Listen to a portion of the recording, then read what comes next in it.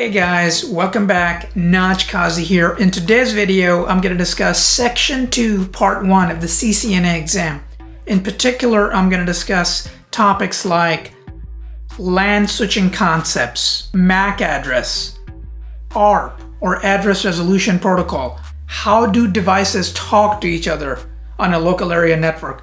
These are the most important and fundamental concepts you'll ever come across in your network engineering career. I am very excited to share this video with you. Without further ado, let's roll.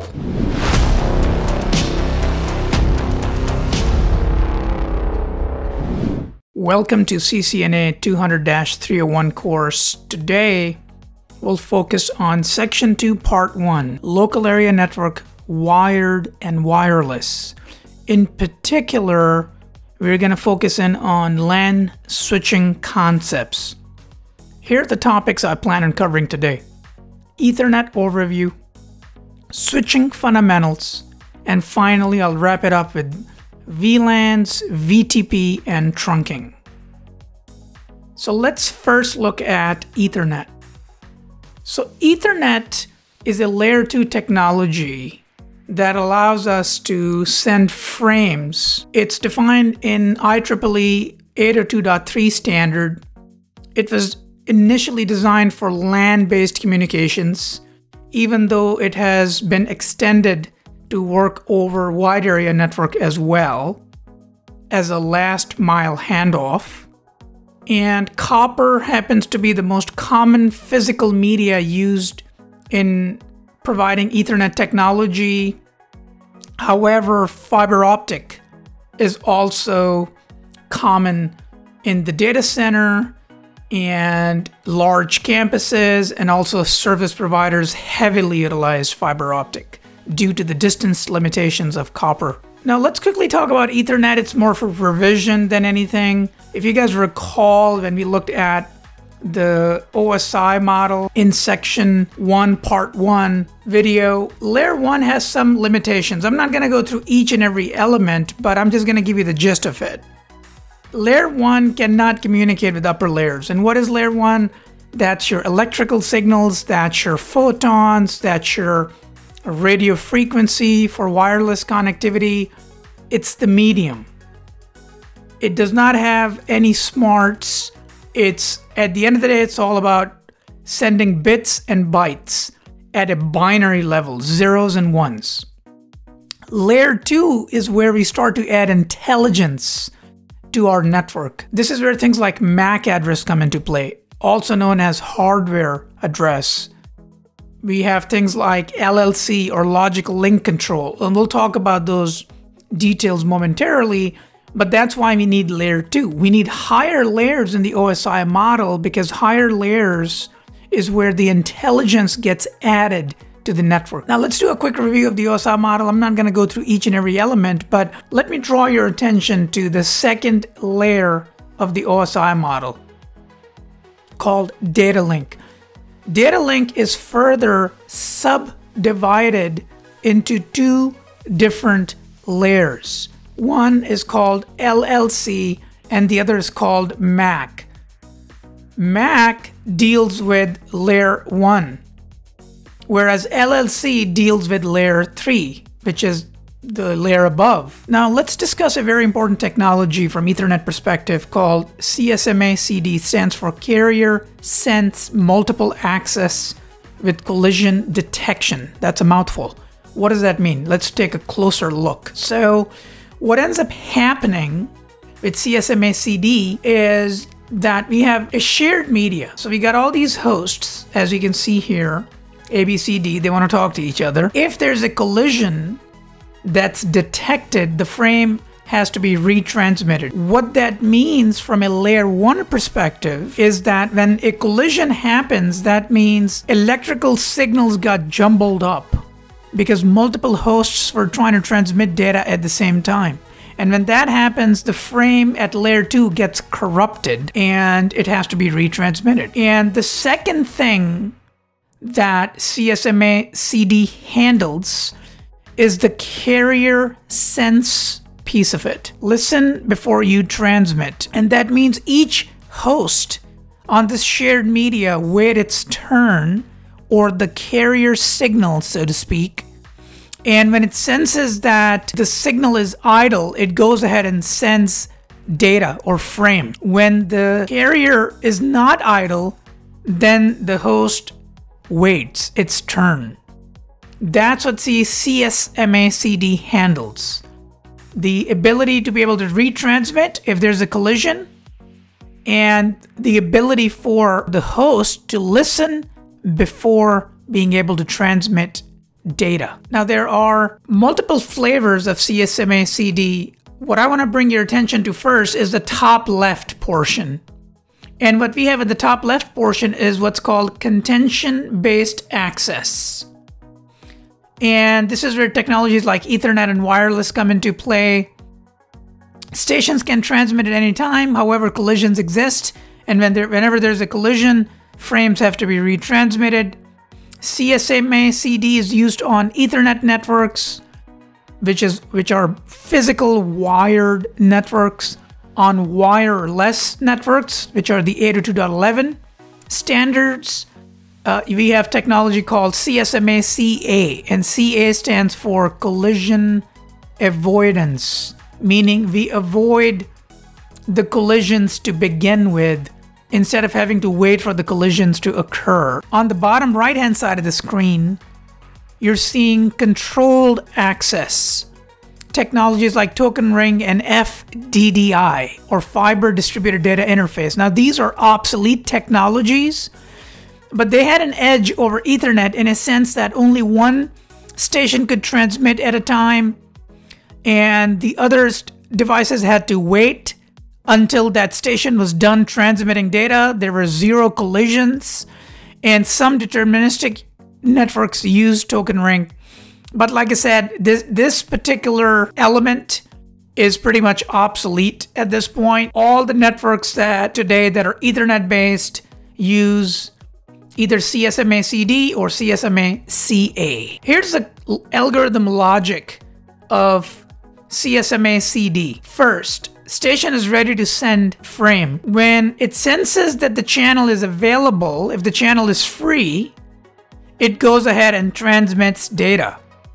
Now, if there's no collision, transmission is complete. However, a couple of things to keep in mind is when it senses that the channel is busy, it tries again to resend. However, while in the middle of transmission of the frame, if it detects that there is a collision, what it does is it sends a jam signal, which triggers a back-off timer. And this back-off timer is sent to all the stations that are on that shared media. So let's say if you have 10 hosts, part of the same shared media, all 10 hosts will get that back-off timer, and it's random. So that ensures that once a collision occurs, that no 2 hosts on the same network will be able to transmit data at the same time, because it's a randomly generated back-off timer. That's how the algorithm works. On any particular LAN, there are 3 communication mechanisms. First, we have what's called simplex communication. That's a one-way communication mechanism where only one device can talk at a time. We also have something called half duplex. This is a 2-way communication mechanism. However, only one device can send or receive at a given time. You can think of it like, if you guys remember walkie-talkies, right? Only one person can talk. When they're done, then the other person is able to speak. That's a half duplex communication. In full duplex, what we have is it's also a 2-way communication, but you can think of it as a cell phone, where both devices can send and receive at any given point in time. Now let's talk about a MAC address. What's a MAC address? It stands for Media Access Control.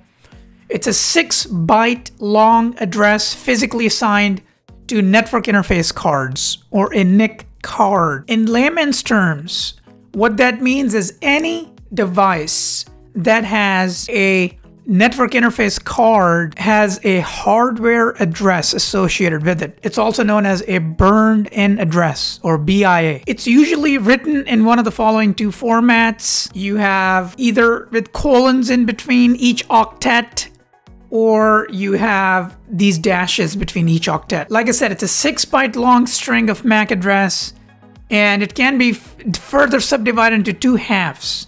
The first half of the MAC address is considered a manufacturer ID, and the second half of the address is considered a serial number. To give you an example, here is a MAC address on my Apple MacBook Pro. This is the hardware address right here that's assigned to my computer. Now, once again, the first part right here, this is the manufacturer ID, so that would be Apple. And the last 3 bytes is the serial number uniquely associated with my NIC card on my MacBook Pro. The combination of the manufacturer ID and the serial number combined together is what makes this universally unique. Theoretically, no two hosts on planet Earth should ever have the same MAC address unless you manually change the MAC address. None of the devices on your LAN, at least, if not globally, at least within your local area network, you should never find two devices with the same MAC address. They should be universally unique, at least within your LAN. All right, another element to keep in mind is that MAC addresses are made up of hexadecimal numbering. To elaborate how that works, you can look at the chart. I've got two different charts here, one on the left and one to the right. There's also binary numbers, which could be kind of intimidating if you have never dealt with binary numbers before. So to make it less scary, I will make the binary numbers go away in this example, but rest assured that we'll talk about binary numbers in a lot of detail later in the course when we cover the layer 3 subnetting. But right now, I think it will only confuse you, so I'm gonna just go ahead and make the binary numbers disappear. But it should be fairly easy to understand that if you look at decimal 0, the hexadecimal value is also 0. 1 is 1, so on and so forth, until you get to number 10. As you can see, number 10 in decimal equals A in hexadecimal. 11 equals B. 12 equals C. So on and so forth until we get to 15, which happens to be F. Now, to the right-hand side, it's still the same thing, but what we're seeing now is a little bit of a different representation. For example, when we're dealing with a decimal value 255, that's all Fs.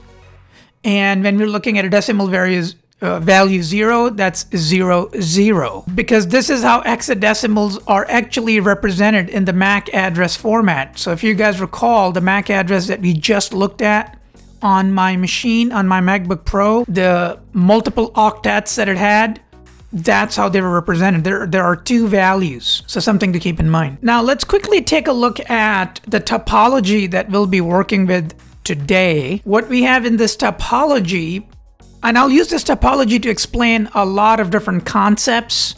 But before we move forward, I want to make sure you understand the topology. We got host A at the bottom of the screen on the left. To the right, we got host B. Each of these hosts are connected to their respective access switches. So if you guys recall the last lecture I did on the campus switching architecture, we talked about access, distribution, and core. Here we're looking at a collapsed core with access switches. So host A is connected to access switch 1 over fast Ethernet 0/10. Host B is connected to access switch 2 over fast Ethernet 10 as well. Access switch 1 is connected to core switch over fast Ethernet 1. Access switch 2 is connected to the core switch over fast Ethernet 2. Core switch is connected to R1 over gigabit 01. And it's connected to R2 over gigabit 02. Now, how do devices talk to each other on a local area network? When this host right here, host A, wants to talk to host B, it sends a frame to host B at layer 2. And what do we have at layer 2? We have MAC addresses at layer 2, the hardware address. Just like the address we looked at on my machine a little bit ago, we got the same thing on our hosts. Now to take it a step further, when host A wants to talk to host B, it will send out a packet. And in that packet, let's say we're trying to ping host B from host A. We'll have a ping packet. Then we'll have a layer 3 header. And within the layer 3 header, we'll have the IP address of the destination machine. IP address of the destination. And we'll then also have a layer 2 header, which will have the MAC address of the destination host. That's how a packet is constructed and communicated. Now, if you guys recall, switches don't understand layer 3. So what ends up happening is switches don't look at this and this, right? They don't see if it's a ping application or whatever. They don't understand layer 3. All they understand is layer 2. So what they look at is the MAC address. And switches have what's called a MAC address table or a CAM table, which CAM stands for Content Addressable Memory Table, or a MAC table. These terms are interchangeably used on switches.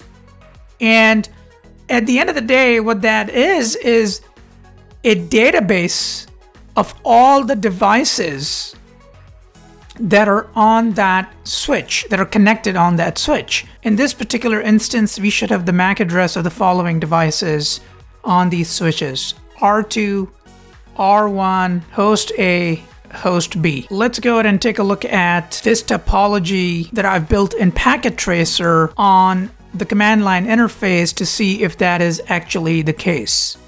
And let's also go ahead and jot down the MAC addresses of these devices while we're at it. So here is host A, and if we were to look at ipconfig/all in order to be able to see the hardware address, this right here, physical address.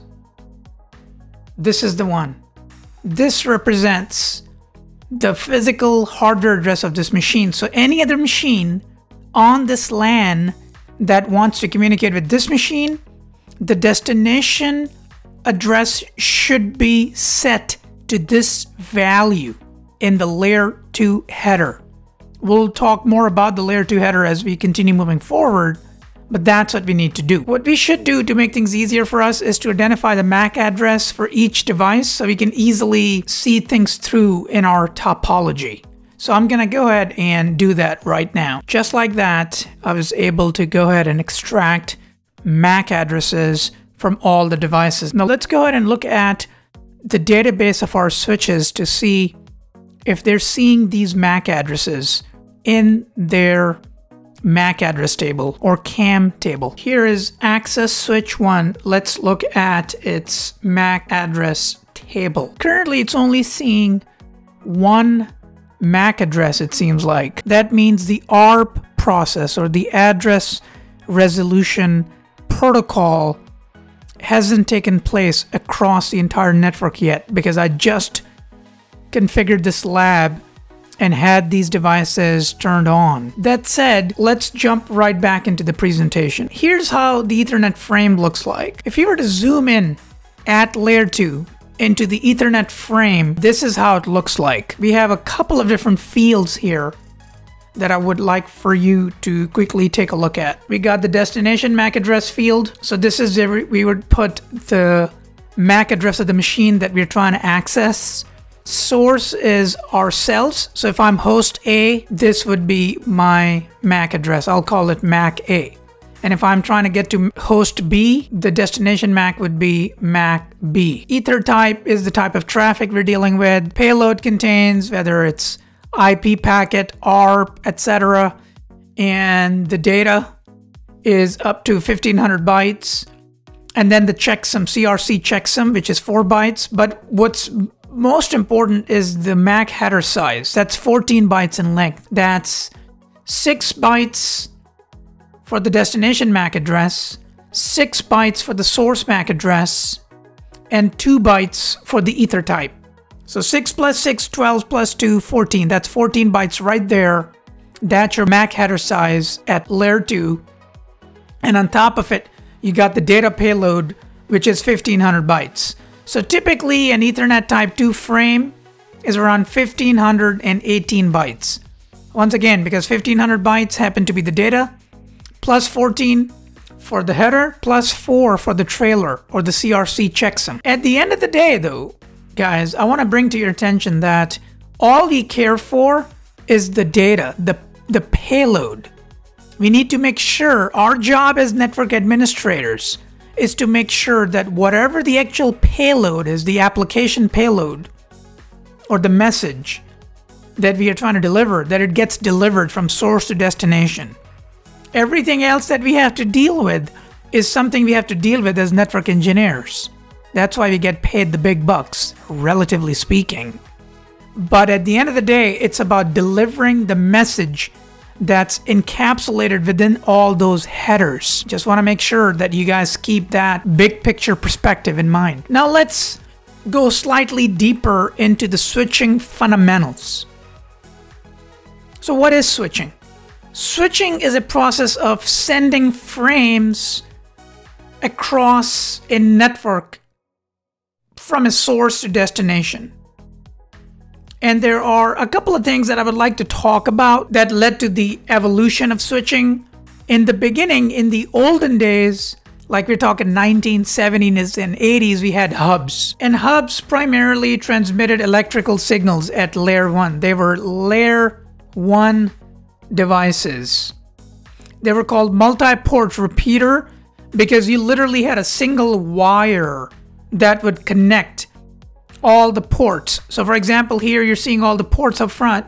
Every single host that would be plugged into these ports was actually sharing a single piece of wire, which created a lot of contention, which means there was a single collision domain and a single broadcast domain, and the bandwidth was shared across the entire device. Because once again, imagine if there's a single piece of wire that is split, that allows multiple hosts to be able to connect to it.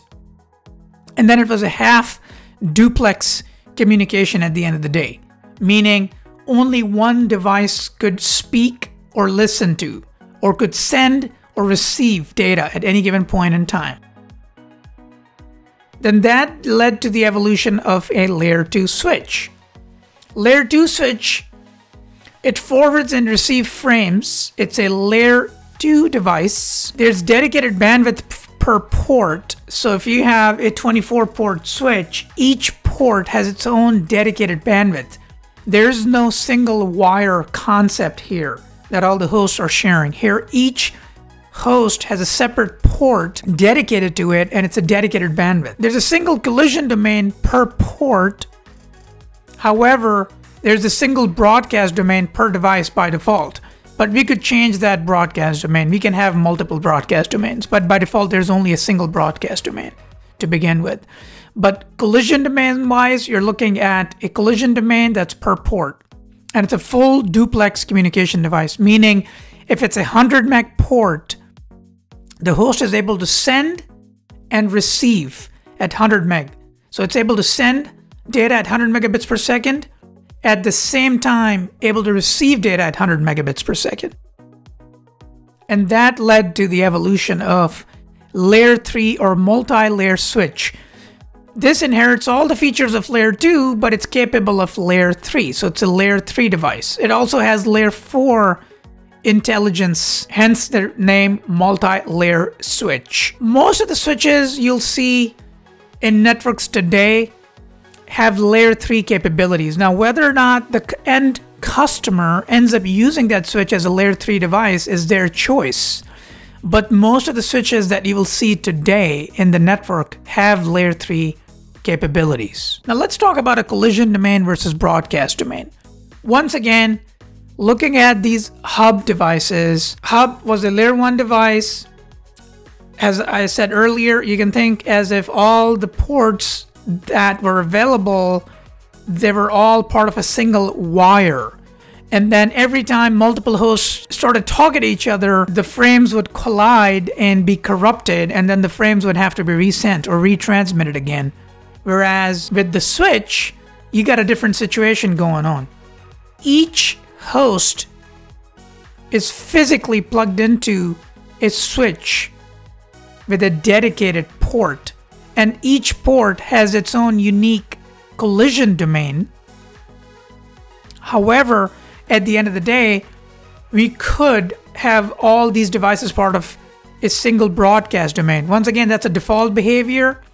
We could create multiple broadcast domains on a switch, and we'll talk about that momentarily. Now let's quickly talk about how does a switch build its table or database or MAC address table or CAM table. Every single time devices want to communicate on Ethernet, they have to send each other ARP messages to be able to discover the MAC address of the other device. So what does that mean? So if we were to zoom into the MAC address table of the switch, there are two fields, port number and the MAC address. Here in this example, what we're seeing is host A is connected to port 1 and it has a MAC address of all A's. Host B, on the other hand, is connected to port 2 and it has a MAC address of all B's. Switches, at the end of the day, like I said, guys, are devices that are responsible for forwarding frames based on MAC address. Switches operate at layer 1 and layer 2 of the OSI model. So that's another thing to keep in mind. Switches also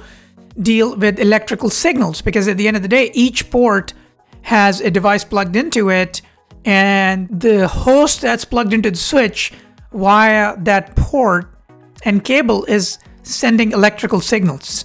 So it's a device that is capable of communicating at layer 1, which is electrical signals, and then on top of it, it's capable of communicating at layer 2. By the way, switches forward frames using specialized hardware called ASIC, Application Specific Integrated Circuit.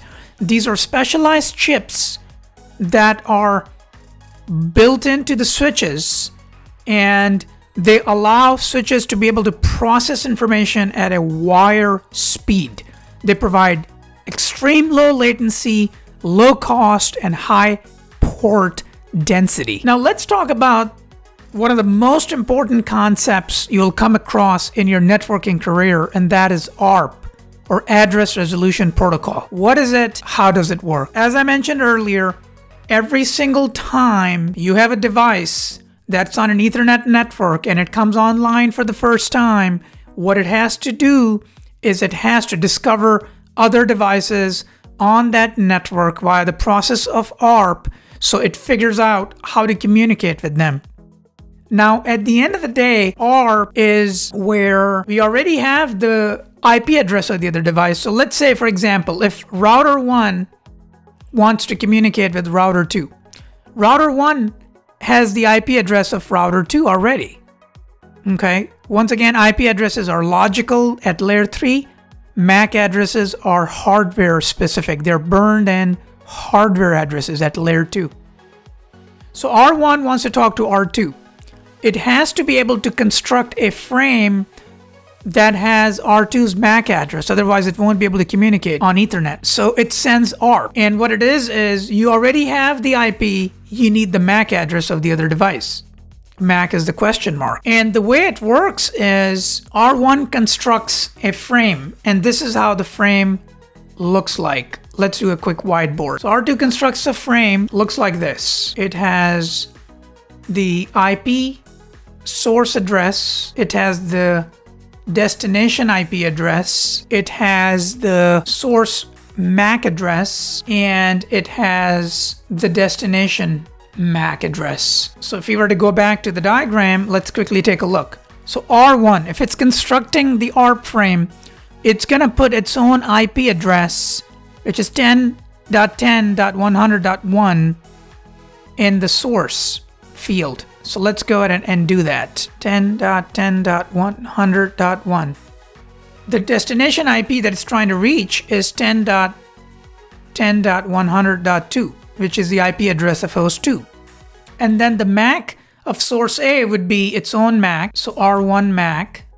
And then it's gonna have the destination MAC of R2. Now, interestingly enough, the very first time these devices communicate with each other, R2 and R1, they're not going to know each other's MAC address. So how do they discover each other's MAC address? Through this ARP process, what ends up happening is that if router 1 does not know R2's address, what it will do is it will, instead of putting in this field, it will modify this field. Here in the destination MAC, it's going to specify all Fs, and that's known as the flooding procedure. And let me explain. Let me go back to the diagram. So once you have all Fs in the destination MAC address field, when that frame is sent to core switch, the core switch is gonna grab that frame. It's not gonna look at layer 3 because it doesn't have layer 3 intelligence at all. It only looks at MAC addresses, right? And it's gonna see the destination MAC set to all Fs. To this core switch, this means that it's a broadcast. It needs to flood this packet out everywhere. That's what's called the flooding procedure. So it's gonna send this frame out fast Ethernet 01, fast Ethernet 02, and gigabit Ethernet 02. What's going to end up happening is that host A is going to get it because the destination IP doesn't match host A's IP. It will discard that frame. Host B is going to do the same thing. However, when router 2 gets it and it looks at its IP, the destination IP field in that packet, it's going to realize that, hey, it's destined for me. It responds back with its own MAC address. And when it does, the core switch is going to learn the MAC address of R2, put it in its table. Once again, what we have is port and MAC. So it's going to say gigabit Ethernet 0/2 has R2 on it. And it's going to say gigabit Ethernet 0/1 has R1 on it. It's literally going to have R2's MAC on it and R1's MAC. And this way, it builds its table, its MAC address table or content addressable memory table or CAM table. And it's able to now allow these two devices to talk to each other. R1 and R2 are also going to end up adding this information to their ARP tables. So let's go ahead and take a look at in command line in Packet Tracer so you understand what's going on. We'll also take a look at a pretty cool simulation in Packet Tracer. So what I'm going to go ahead and do is I'm going to go ahead and shut off all the interfaces and re-enable them.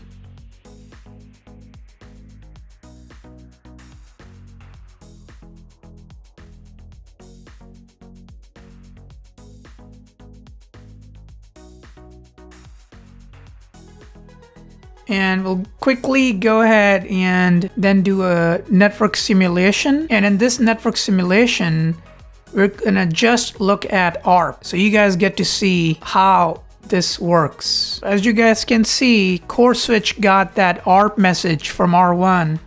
It sent it to everybody. And as you can see, host A and host B discarded that message. And let's see, when core switch received it, what did it see? It actually saw that the destination field was set to all Fs, as you're seeing here.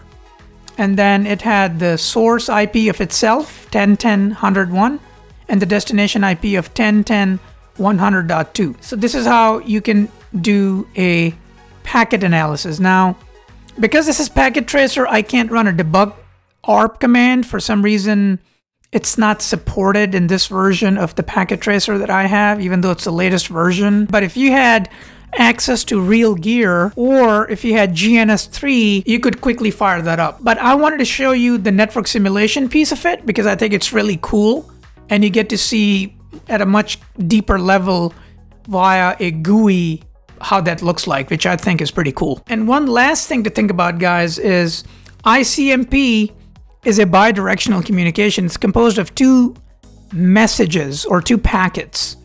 One is where R1 is sending a ping or ICMP echo response. That's the initial message that's sent. What ends up happening is R2 then is supposed to respond back to R1, and that's called ICMP echo reply. So it's a bidirectional communication that happens. Let me quickly go back to the command line interface again to show you the ARP, how to look at the ARP table on a router, and also how to review the MAC address table quickly. Here I am on router 1. I'm gonna go ahead and quickly take a look at the interfaces on this router, and I'm gonna go ahead and shut off gigabit 000. And what that does is it goes ahead and resets all the layer 2 and layer 3 processes. And I'm gonna go ahead and bring it back up by typing in no-shut.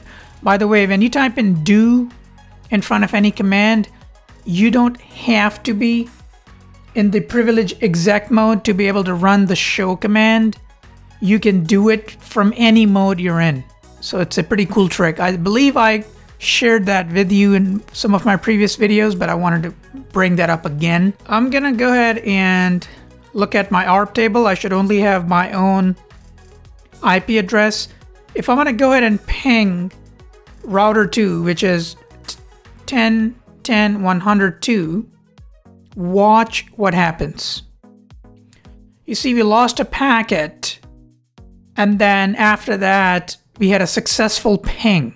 So we dropped the first packet, and then the other 4 packets were successfully delivered. What was happening in the meantime was that the frame was sent to the switch with all Fs inside it.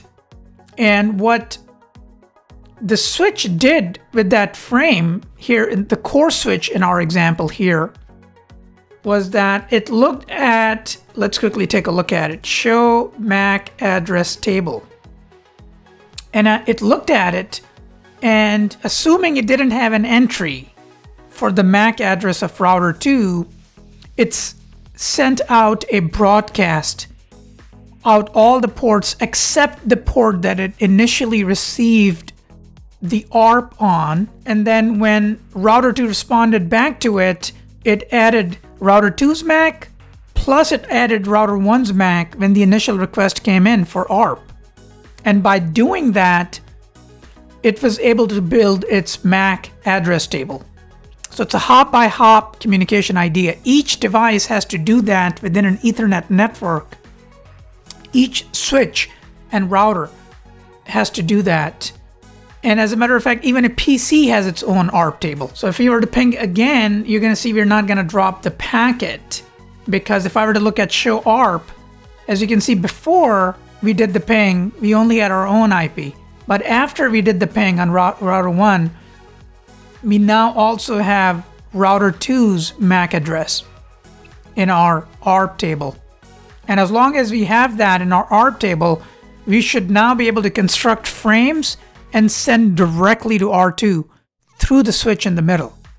Because remember, R1 and R2 are not directly connected. They're connected with each other through the core switch in the middle. Thanks for sticking around. By the way, there's a lot more to this video than what you have seen. In order to watch the entire video, you're gonna have to be a little patient, because I'm working on designing an entire CCNA course. I'm gonna do an official launch in the next couple of months, but until then, I'm gonna keep putting little nuggets of the CCNA exam out there on my YouTube channel until the course is ready to be published. Hope you enjoyed today's video. If you did, give me a thumbs up, hit subscribe, and I'll see you in the next video.